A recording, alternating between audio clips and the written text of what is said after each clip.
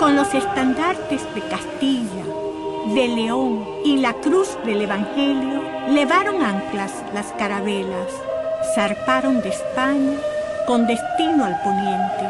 Ese agosto de 1492 se hicieron dueñas del mar y de la historia. A bordo, hombres de osadía y ambición, cara a la suerte por rutas inexplorables. 66 días en la inmensidad del mar tenebroso, entre olas de atisbos y falsas esperanzas, pero sin monstruos marinos ni huracanes, inagotables las noches de estrellas desplazadas. Y atravesaron lo desconocido, guiados por el almirante don Cristóbal Colón. La Costa Nueva asomó al amanecer. Coronación de leguas de delirios y firmezas. El mundo, de repente, se transformó para siempre. Primero, Guanani, hoy Bahamas. A seguidas, Cuba, que llamó Juana. Y entonces, para absoluto deslumbramiento, Quisqueya, que en la lengua nativa significa grandeza, a la que bautizó la Española. Amada y preferida del rosario de islas de las Antillas, que impactó ojos y alma del almirante del mar océano. Con pasión irrefrenable, Colón describe la amable tierra. La isla española es la más hermosa cosa del mundo. Es maravilla, todos los árboles verdes y llenos de fruta, los caminos muy anchos y buenos. Cantaba el ruiseñor, los grillos y ranas se oían muchas. Cosa de maravilla ver aquellos valles y los ríos y buenas aguas, y las tierras para todas las cosas del mundo que el hombre sepa pedir. Fue una especie de novedad tan grande que Colón la consideró como un prodigio. Vio el paisaje, vio un mundo verde completamente, vio animales nuevos, vio aves, oyó cantos maravillosos que no habían en la Europa de esa época. Y por lo tanto, Colón comenzó a pensar que había llegado un poco al paraíso. Al fin y al cabo, él tenía una visión bastante religiosa de lo que era la naturaleza y no perdió tiempo en escribir y en decir en su diario que esta isla de Santo Domingo era la más bella que ojos humanos hayan visto, dijo. De modo que, evidentemente, el ambiente, el paisaje de la isla fue un paisaje que dio a Colón la visión de que estaba en un mundo nuevo. Y del hombre que habitaba estas tierras, Colón anotó: son gente de amor y sin codicia. Los taínos eran gente pacífica. A diferencia de los caribes, que tenían una actitud mucho más agresiva, los taínos recibieron de buen grado a los descubridores, y al parecer fue por excesos de esto que se produce el episodio del Fuerte de la Navidad. El indio, que es el nativo de aquí, es un hombre de alma noble, de pensamiento limpio, que ama, que es dulzura. Cuando llega el almirante Cristóbal Colón, los taínos, ¿qué es lo que hacen? Los reciben con los brazos abiertos, porque para ellos fue deslumbrante ver ese ser diferente a él por su vestidura, porque tenían cosas que nunca habían visto, pero por su naturaleza fueron con los españoles obsequiosos, atentos y amables. Aman a sus prójimos como a sí mismos y tienen un habla la más dulce del mundo y mansa y siempre con risa. No tienen hierro, ni acero, ni armas, ni son para ello. Son tanto sin engaño y tan liberales de lo que tienen que no lo creería sino el que lo viese. Encontraron gente desnuda, gente que venía con simpleza a entregarle cosas, a verlos de cerca, a notar cómo eran estos seres con barba que no existían en el mundo antillano, cómo eran estas gentes que tenían capuchas de hierro, tenían como el carey, digamos, una concha de metal. Esta gente que para Colón fueron realmente seres de un paraíso. Que los indios no conocían la palabra lo mío, lo tuyo. No existía propiedad privada. De cosa que tengan, pidiéndosela, jamás dicen de no. y muestran tanto amor que darían los corazones. Los taínos se definían a sí mismos como hombres buenos, nobles y no caníbales. Su desnudez, junto a su sencillez y bondad, hizo surgir en Colón la idea de haber arribado al mismo paraíso terrenal. La palabra taínos, como lo han analizado y expuesto muchos etnolingüistas, significa noble, prudente, ¿no? Y ellos asimismo se percibían. En el mundo, creo, no hay mejor gente ni mejor tierra. Desde el primer asomo, aquella tierra inmensa lo maravilló. El almirante no pudo menos que compararla con el paraíso. Azorados sus ojos, la bautizó Valle de la Vega Real, tierra hermosa y buena, fértil, de cuyos ríos manaba oro. Al son de trompetas y tambor, Colón abre para España el camino en la tierra nueva. Peina el monte verde y los caudalosos ríos, los cerros amables y las cañadas. Enhiestas las banderas y los estandartes de la corona. Escoge el lugar y funda la iglesia y la fortaleza La Concepción, cimiento de la ciudad de la Concepción de la Vega, que se convertiría en el centro de fundición del codiciado oro y trapiche para la caña de azúcar. Cuando Cristóbal Colón traspasó lo que hoy llamamos Cordillera Septentrional o Norte, llegó a un valle bellísimo, cuando expresó su admiración al verdor de ese llano extenso, brillante, que él llamó Vega Real. Descubierto el oro, los españoles sembraron la isla de villas, iglesias y fortalezas. Lo que para el taíno era solo símbolo de belleza, ornamento y ofrenda ceremonial, en buena parte determinó la historia. Bueno, el oro era un elemento ritual, de uso ritual, no tenía valor para ellos, por eso ellos entregaban el oro por lo que consideraban que era útil para ellos. Para adornos, chucherías, objetos, cuchillos, tijeras, todo eso era más importante que el oro. El oro era importante para el conquistador, porque tenía un valor europeo ya establecido. Ni siquiera hay amuletos de oro.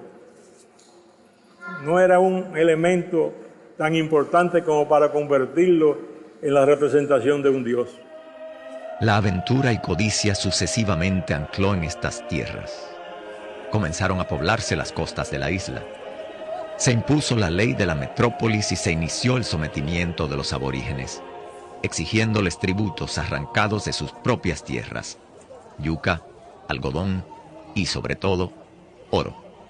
La imposición del trabajo forzado diezmó el paraíso que había deslumbrado al almirante. La repartición, para explotar las tierras y extraer el oro de los ríos, laceró mortalmente el alma y el cuerpo del taíno. Encomienda de mitos, leyendas y verdades. Los encomenderos eran los españoles que habían venido, que habían recibido del rey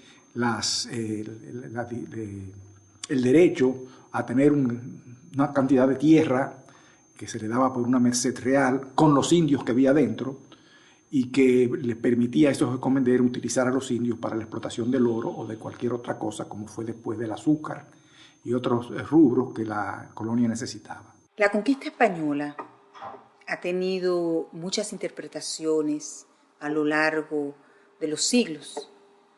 Algunos historiadores han defendido la conquista, otros la han atacado. Se ha hablado de la leyenda negra, es refiriéndose a la masacre de la población indígena. Lo cierto es que independientemente de que si la leyenda negra fue lo catastrófica como lo pintan algunos o menos catastrófica como lo pintan otros, lo cierto es que todo proceso de descubrimiento o encubrimiento, conquista y colonización tiene como común denominador la sangre, la conquista, que significa el poder de las armas y de la fuerza. Es conocido que los indios fueron asimilados a la colonización como mano de obra intensiva para producir riqueza, sobre todo en el lavado de oro de las arenas de los ríos y cultivando los sembradíos, los conucos, para producir casabe, que se conoce como el pan de la conquista, para poder tener abastecimiento de las huestes conquistadoras que desde Santo Domingo iban a otros territorios de América. De tal manera de que la codicia de los encomenderos llegó a un nivel verdaderamente de una explotación desmedida de esa mano de obra indígena. En España no se tenía un verdadero conocimiento de cuál era la situación de los indios, porque al principio la reina Isabel los había declarado como que eran súbditos suyos y que por lo tanto no podían ser esclavizados, pero si no se utilizaban, la economía de la colonia no prosperaba. Entonces los indios eran entregados en números X a los españoles, es decir, eran encomendados. ¿Qué era la encomienda? La encomienda era un sistema de trabajo que se le imponía a los indios. Los españoles llegaron aquí y se dieron cuenta de que ellos, para poder adquirir riqueza en una isla donde la riqueza no estaba, creían que iban a encontrar las cosas en el suelo, ¿no? Y no fue así. Es decir, para adquirir la riqueza, sobre todo el oro, había que lavar el oro. La encomienda yo creo que fue un sistema ideado por la reina Isabel, un sistema un tanto paternalista, ciertamente. Ahora, no habría otras fórmulas en aquel tiempo. En aquel tiempo era mucho la esclavitud y, si no, pues fórmulas de este tipo más o menos paternalistas. No olvidemos que estamos en los últimos momentos del sistema feudal. ¿Por qué la conquista española en América y la colonización significó tanta muerte y desolación? Porque como dice el poema de Neruda, los españoles buscaban oro como si les sirviese de alimento. Y el oro fue la inspiración, el motor de esos conquistadores que no eran gente letrada. Los primeros conquistadores fueron gente, como sabemos, de muy bajo estrato social y por lo tanto su leitmotiv fue el oro, cueste lo que cueste. Ya en un periodo tan corto, la desaparición del indio era notable. Y el trato del indio al indio era realmente muy fuerte, hasta el punto de que se dividieron las familias, había suicidios colectivos entre los indios, todas las enfermedades trajeron como consecuencia que la desaparición del aborigen fuera muy rápida. Uno tras otro, los gobiernos se sucedieron. Con séquito propio de virrey, don Diego Colón y su familia arriban a la ciudad primera. Para esas fechas, se recrudecen las reparticiones, crecen las heridas, el abuso hostiga. Con Diego Colón, el asunto de la encomienda fue acentuado de una manera dramática, porque la mayoría de los favorecidos pertenecían al entorno de él. Y él, lógicamente, le dio más indios a esos españoles que respondían a sus intereses. Es un choque profundo en muchos aspectos, los dioses, el tipo de organización, las creencias, todo eso se derrumba. Cuando se derrumba una sociedad tribal, como pasó aquí con las encomiendas, desaparece. O sea, aquí en este caso nuestro no había la demografía suficiente para, siendo esclavos prácticamente, seguir procreando cuando los cambiaban de sitio, cuando no tenían ya las mujeres y el grupo familiar, el núcleo del bohío familiar, el bohío nuclear, que era el elemento clave de la familia, la ruptura de la familia, la ruptura de lo familiar, es la ruptura de la cultura también. Santo Domingo, sede del mundo nuevo, bordeada por el mar y el río. Sus calles, iglesias y plazas, custodiadas por el imponente torreón del homenaje, enclavado en la fortaleza de los Ama. Resultó que Santo Domingo fue una ciudad avanzada del Nuevo Mundo, siguiendo patrones muy específicos, ligados estrictamente a la tradición. Y su plaza mayor y su calle mayor fueron las que ustedes conocen hoy como la Plaza de Colón. Y era una plaza abierta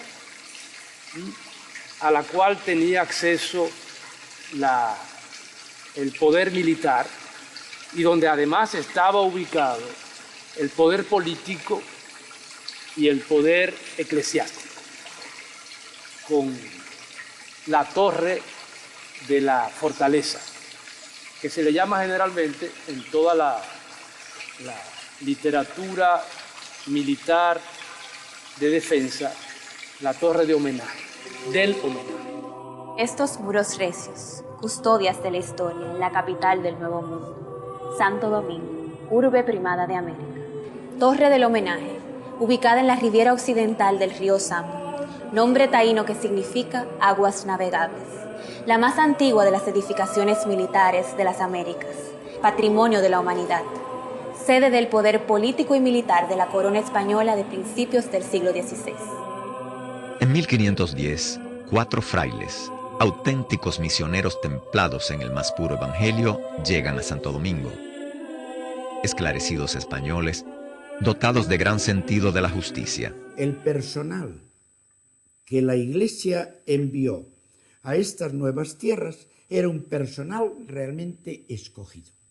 Eran unas personas enormemente cualificadas, tanto en su condición moral como en su condición intelectual. Los dominicos eran conocidos por su agresividad en el púlpito y porque no tenían intereses que defender. O sea, ellos habían venido con la intención de predicar la palabra de Dios y no se aliaron a los grupos de poder ni del gobierno ni del poder económico. Pues Santo Domingo quiso hacer una orden de predicadores, para lo cual tenían que prepararse, y de ahí que envía a sus frailes, lo primero de todo, a las universidades. París, en aquellos tiempos, Bolonia, Nápoles, para que se formen y puedan estar preparados. Por eso el lema de la orden es contemplata alis tradere. Contemplar la verdad, y la verdad contemplada, comunicarla a todos los demás. Por eso no hay que extrañarnos que cuando vienen los dominicos y vean a los indios sometidos en las encomiendas, sometidos a trabajos infames, a trabajos duros, sin consideración, cuando ven todo esto, lógicamente les sale desde dentro, desde esta visión, análisis de la realidad, les sale desde dentro protestar contra esa situación. Todo estuvo bien para los españoles hasta que llegaron los padres dominicos, 3 padres dominicos, entre ellos Fray Antón de Montesino, que era el orador por excelencia de los 3. Son los dominicos, imbuidos de las fuentes tomistas de San Esteban de Salamanca, encabezados por Fray Pedro de Córdoba, quien se traslada desde el puerto de Santo Domingo hasta La Vega para entrevistarse con el virrey don Diego Colón. Aquí es donde por primera vez los dominicos le hablan a los taínos de un Dios bueno y misericordioso. La concepción de La Vega por circunstancias del destino fue punto importante en el inicio del dominio de Europa en América. Fundición de oro. Traer a La Vega el oro de las minas, de los ríos, para fundirlo, para hacer los lingotes, pero también para cobrar los diezmos de la corona y los diezmos de la iglesia. Y La Vega se convirtió entonces en el sustento de la economía de la corona española y el sustento del estómago del conquistador español. Porque en ese primer encuentro en La Vega, en que Pedro de Córdoba, cuando llegan ellos 3, recuerdan que en ese momento no había autoridades eclesiásticas. Entonces los religiosos y los clérigos tenían que ir a donde la autoridad civil a presentarse, porque ellos estaban bajo la autoridad civil. Hay un español de cuerpo débil, bajo, enfermizo, pero de voluntad de hierro y de grandes conocimientos. Pedro de Córdoba, que siendo el más joven, fue nombrado el superior, el prior de esa comunidad, que formaron los primeros que llegaron. Pedro de Córdoba, Antonio Montesino, Bernardo de Santo Domingo y un hermano cooperador, que es Domingo de Villamayor. Me ha impresionado que a este hombre, a tan corta edad, 28 años, lo manden a una aventura como esta, a fundar una orden, la comunidad religiosa, en Santo Domingo, sin ningún conocimiento. O sea, que debía tener este hombre excepcionales cualidades personales, de virtud, de inteligencia, de valor, incluso hay que insistir mucho, de vida espiritual, de pobreza y dotes de gobierno. Y este señor llegó hasta la Concepción de la Vega y conoció del martirio del indio. Y le habló al indio con un Cristo en la mano. Y le habló al indio no de un Dios que hay que temer, no de un Dios que castiga, no de un Dios que hace estremecer por temor, sino de un Dios de amor, de paz, de dulzura, de tranquilidad. Por Él se mueven los cielos y salen el sol y la luna. Y por su mandato caen las lluvias. Y por su mandato produce la tierra sus frutos. Y por su mandato nacen, mueren y viven todas las gentes. Y por su mandato manan las fuentes y corren las aguas y los ríos. Y también por su mandato hemos venido hasta acá a predicaros y a enseñaros. Esa prédica de Córdoba en la Concepción estremeció al virrey. Oyó quizás lo que temía oír, o oyó lo que no quería oír. Fue aquí también donde se produce un encuentro que marcó en lo adelante la vida de un hombre y la vida de una raza. El encuentro entre Pedro de Córdoba y el entonces comendador Bartolomé de las Casas, quien fue testigo de las palabras de Córdoba. Fray Bartolomé de las Casas, conocido como el apóstol de los indios, era en principio encomendero. Tuvo encomienda tanto en la isla española como en la de Cuba. Y en 1514, por contacto que tuvo siendo ya clérigo y dio su primera misa en La Vega con la presencia de los virreyes, de don Diego y de doña María de Toledo, Las Casas se convierte y abraza la causa indigenista de los frailes dominicos. Estas paredes hablan. Esta iglesia, el Imperial Convento de Predicadores, atestigua buena parte de la historia antigua de la primera ciudad de América. Su estructura de recios cimientos fue cuna de la fe y de la dignidad, de la compasión por el débil e indefenso, y luz del saber que irradió el continente. A la par con el esplendor de su arquitectura, resplandece su legado espiritual y moral en la conciencia americana. De este escenario salen, durante gran trecho del siglo XVI, los fundadores de nuevos conventos dominicos en América. El trigo que se amontona se corrompe, dijo Santo Domingo, fundador de la orden. El trigo que se esparce fructifica. Para siempre los religiosos dejaron sus huellas en estos espacios. Dormían en choza estrecha, comían con extrema precariedad, dormían en colchón de paja y subsistían de la caridad de sus vecinos. Mucha gente confunde el valor histórico del sermón de Montesino, que fue dicho por un sacerdote dominico, con el lugar donde se dijo.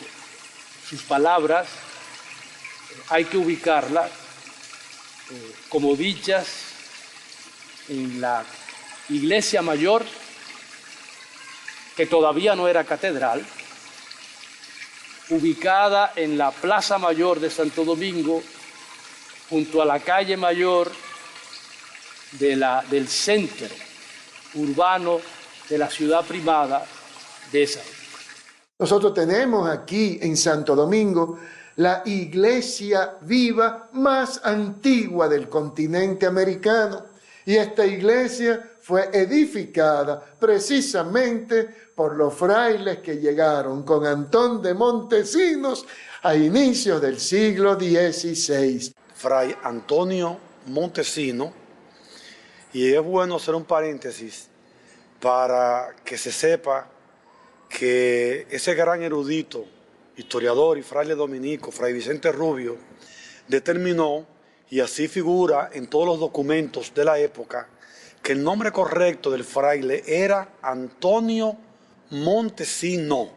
A los dominicos y sobre todo hay que situar a estos personajes, a Montesino, a Fray Pedro de Córdoba, a Bernardo de Santo Domingo, hay que situarlo dentro de lo que era en ese momento el contexto de la ideología española religiosa, que se dividía en dos aspectos, un aspecto, digamos, liberal y un aspecto retrógrado, digamos, conservador. Liberales eran sobre todo el grupo de dominicos que se había educado en Salamanca con lo que era el pensamiento más avanzado de España. Hay que recordar que ese pensamiento de España, que fue defensor de los indios y que lanzó las ideas de la defensa de los derechos humanos, de la igualdad de todos los hombres, porque esos eran los principios cristianos y de la religión, y por consiguiente era una violación venir y explotar a los indios de manera violenta como se estaba haciendo en el momento en que Montesinos pronuncia su sermón. Chávez era como un grito pidiendo que se preservara esa raza, que no se extinguiera. Dice, hablando de esa manera, que ellos clamaban que no fuera. Dice, el tiempo enseñará si se puede hacer algo mejor con ellos. Por ahora intentemos esto, que no desaparezcan. Y aún concediéndole todo esto, no se les da todo lo que se les debe, ya que todo lo que tienen y han adquirido cualquier cristiano aquí ha salido de las vísceras, sudor y sangre de los indios. La comunidad de los dominicos, que arribó a la isla española en 1510, tomó conciencia de esa injusticia, ¿no? Y en un sermón que fue un sermón contestatario hecho en comunidad y rubricado por todos los miembros de la orden, comenzando por el vicario, el superior, Fray Pedro de Córdoba, y los demás integrantes, que en ese momento sumarían unos 18 o 20 miembros, ¿no? Cuestionaron la legitimidad de la conquista. ¿Con qué derecho, no? España se había apoderado de estas tierras. Aquí vivió el virrey don Diego Colón junto a María de Toledo y sus hijos. De aquí salieron a misa, a la Plaza Mayor, acompañado de sus cortesanos, aquel luminoso domingo de Adviento.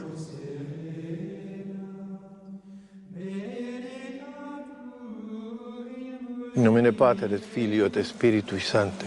Amén. Ego sum vox, clamanti in deserto. Para decirle a ustedes, me he subido aquí. Yo, que soy voz de Cristo en el desierto de esta isla. Por tanto, conviene que con atención, no cualquiera, con todo vuestro corazón, con todos vuestros sentidos, oigan, que esta será la más nueva de todo lo que habéis oído, la más ruda, la más dura, la más terrible y peligrosa que jamás pensasteis oír. Esta voz dice que estáis todos en pecado mortal por las crueldades y tiranías que hacéis a estas inocentes gentes. Decid, ¿con qué derecho y con qué justicia tenéis tan cruel y horrible servidumbre a aquestos indígenas? ¿Con qué autoridad hacéis guerras innombrables a esta gente que vivía mansa y pacífica en sus tierras? Y a miles, a golpe de muerte y de atropellos sin igual. ¿Cómo los tenéis tan opresos, fatigados, sin darles de comer, sin sanar sus enfermedades y con los trabajos terribles que le ponéis se os mueren? Para decirlo mejor, los matáis para ganar y conservar más oro cada día. ¿Y qué cuidados tenéis para que se los doctrine, para que conozcan a su Dios y Criador, los bautice, vayan a misa, festejar las fiestas y los domingos. Esos no son hombres, no tienen ánimas racionales. No estáis obligados a amarlos como a vosotros mismos. ¿Esto no entendéis? ¿Esto no sentís? ¿No lo veis? ¿Cómo estáis de tan profundidad, de sueños tan letárgicos? La voz de Fray Antón de Montesino para mí es un grito en contra de la injusticia, es un grito en defensa de los derechos humanos, es un grito de la condición humana, de ser humano de los indígenas, es un grito de denuncia contra los atropellos de las autoridades de los conquistadores. Estas paredes, en la víspera misma de la Navidad del 1511, fueron testigos del desasosiego provocado por el sermón que clamó por la igualdad de los hombres. Imagínense el alboroto que eso causó. Al otro día se reúnen las autoridades a estudiar la situación y deciden mandar a un representante a hablar con el director, con el prior de los dominicos, para que se rectifique. El prior los recibe, entiende, dice que sí, que cómo no, que vayan el domingo que viene a oír la rectificación. Y no hubo tal rectificación, hubo una ratificación. Si no lo quieren, publíquenlo. Escríbanle a quien quiera en Castilla. Amén. Acontecimiento, efemérides de la conciencia, que cruzó el Atlántico, sacudió la corona española y lanzó por el mundo, por los siglos de los siglos, el reclamo de justicia. Desde entonces, el eco portentoso se refugió en nuestras tierras, irradió los anhelos de reivindicación de las Américas y escribió para siempre la ruta nueva de la historia de la determinación de las naciones. Se hacen defensores de aquellos de los que nos tienen voz. Y es precisamente eso lo que hace grande el Sermón de Adviento, porque es la primera figura que tenemos registrada dentro del llamado Nuevo Mundo. Es decir, que tenemos una situación muy interesante, no solamente de pronunciar las palabras, sino dónde se pronunciaron esas palabras, y quién estaba oyendo esas palabras, y quién estaba observando esos pronunciamientos, y de dónde venían esos pronunciamientos. Es decir, que fue todo un proceso, fue todo un hecho histórico muy bien concebido, muy bien estudiado en términos de los objetivos que se planteaba la orden de los dominicos. Lo que hacen los dominicos que habían es hacer un llamado a los reyes, porque el sermón fue contra el gobierno de Diego Colón, fue un sermón contra la realeza realmente. A mí hay una cosa en particular que me parece muy interesante del discurso de Montesino, y es que el que lo realiza es un español.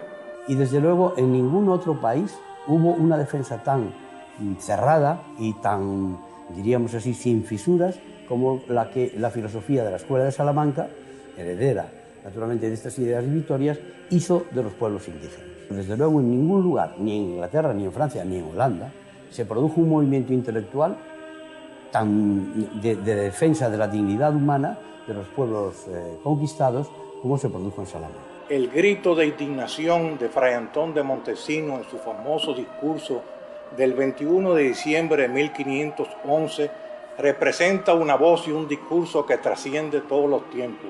Es un personaje histórico al cual no se le ha dado una gran importancia en la sociedad dominicana. Muchos no conocen el rol fundamental que ha tenido, no tan solo en la historia dominicana, sino también en la historia universal. A mi juicio, es que por primera vez se expone de una manera pública lo que es el concepto del derecho de la gente. A mí me gustaría insistir sobre la importancia que tuvo el elevar la dignidad de la persona humana hacerla reconocer no solamente en el continente americano, sino en Europa. Y cómo esto ha ido poco a poco trabajando con el paso de los años, con el paso de los siglos, también en toda la historia de la cultura universal. Nadie entendía que se le podían conceder derechos a gentes que aparentaban ser semihumanos, como lo veían los españoles. Se creían que los indios eran animales, que no eran gentes.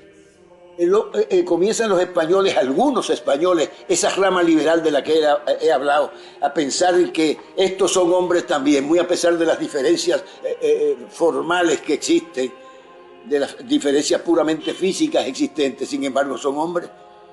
Entonces a partir de ese momento comienza el hombre europeo a reflexionar. La persona es irrepetible y todas las personas son iguales en cuanto a su dignidad.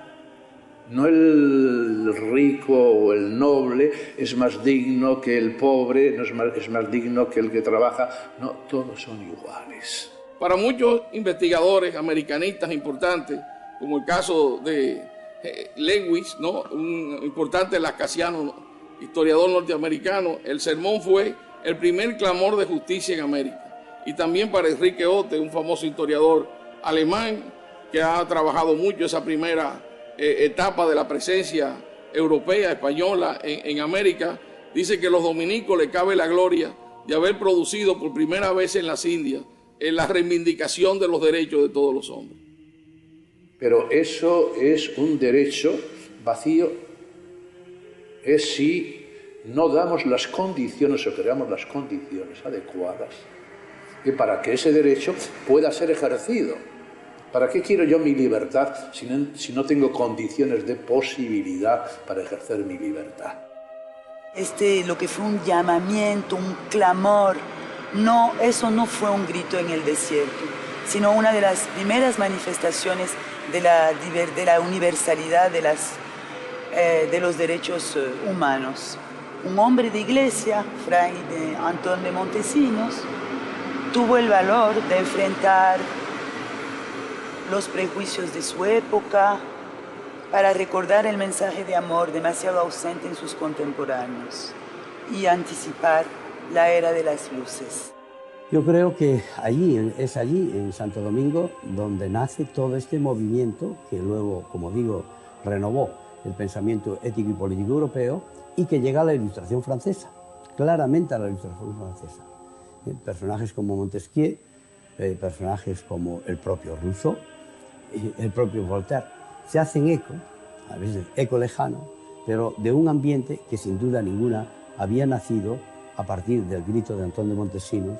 Este sermón no se quedó en el área de los predicadores dominicos, sino que gracias a un sacerdote posterior al mismo sermón, Fray Bartolomé de las Casas, pudo llegar a Europa, pudo influir en el imperio europeo, español fundamentalmente, para comenzar a transformar no solamente la vida de los indios, sino también a Europa.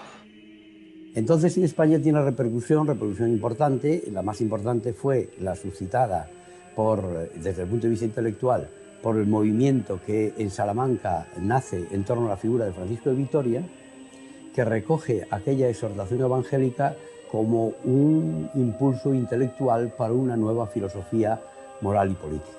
Se califica a Victoria o a Suárez, a todos esos grandes sacerdotes que iniciaron lo que es el derecho de gente, como los iniciadores. No, tuvieron una base anterior, tuvieron una base que fue el Sermón de Montesinos, surgió de allí. No hay otra fuente que pueda definirse como la creadora del derecho internacional público. Ese sermón de Montesinos es un avance enorme en ese proceso de democracia y de reconocimiento de los derechos humanos. Tan es así que vinieron muchos siglos después otras declaraciones, como el Bill of Rights inglés del siglo XVII, el Bill of Rights americano de la independencia y la Declaración de los Derechos del Ciudadano de la Revolución Francesa. Pero esos siglos después. Las leyes de Indias establecidas por Carlos I, que trajo el fray Bartolomé de las Casas, era un código laboral, el primero que se dicta en el mundo, donde establecía horario de trabajo, días libres, establecía la paga obligatoria, iba en contra del trabajo forzoso, iba en contra del trabajo infantil, establecía las normas bien claras de cómo debe trabajar la mujer. Y eso no lo encuentras en ningún documento histórico anterior a esos postulados. No podemos permitir que pasen 500 años de un acontecimiento de esta naturaleza. Simplemente así. Hay que aprovechar, a ver qué se hizo entonces y ver si nosotros estamos a la altura de aquellos tiempos y tratar de realmente honrar la memoria de aquellos frailes tan beneméritos y aguerridos para que realmente ellos pudiesen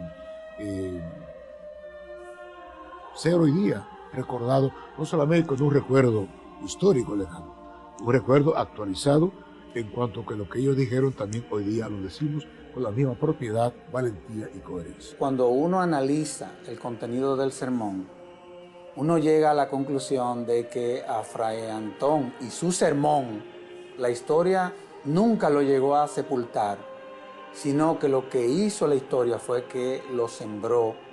Y por eso es que he llegado a la conclusión de que a Fray Antón de Montesinos y su sermón lo sembramos. De ahí los frutos. Esa voz de indignación revela en Fray Antón de Montesinos una presencia ayer y hoy sumamente importante para marcar esos dos elementos fundamentales de su discurso. El hecho de la necesidad de una práctica religiosa distante del poder, una práctica religiosa que sea un puente siempre con los excluidos, un puente con los más marginados, con los sectores más débiles de cada sociedad. Y el otro elemento es el valor de la tolerancia. Por eso el discurso de Fray Antón Montesinos es una clave importante para penetrar en este complejo y abrumador siglo XXI.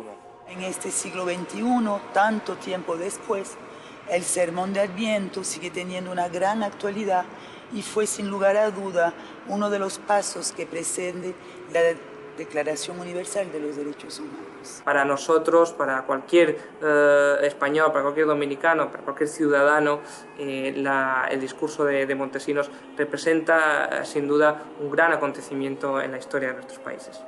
Montesinos, esa estatua que está ahí clamando en el desierto, yo espero que deje de clamar en el desierto porque lo necesitamos nosotros los dominicanos, pero lo necesita el mundo entero. Tantos años después sigue siendo un símbolo de esperanza, sigue siendo una voz de denuncia en una sociedad que en el siglo XXI todavía tiene muchos atropellos, tiene en el siglo XXI todavía mucho pisoteo a la condición humana.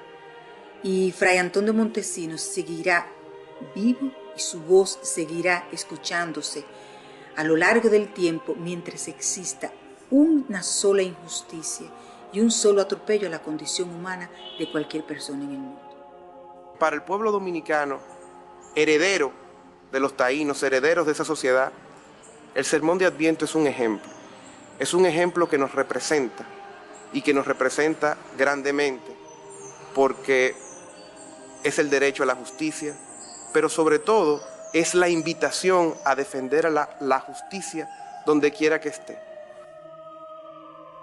Santo Domingo, sede del mundo nuevo. Aquí habitaron, escribieron, amaron, conspiraron, planearon expediciones, redactaron memoriales, dirigieron la explotación de minas y esclavos, cometieron injusticias o clamaron contra ellas, los grandes personajes de la conquista y la colonización. Desde esta media isla, antes Quisqueya, hoy República Dominicana, se exalta aquel clamor que no resiste perderse en el olvido. Aquí nació la dignidad, y aquí pervive en la nobleza propia de nuestros hombres y mujeres. Fuimos tiempo y geografía de esa voz estremecedora, cimiento de la igualdad y la justicia.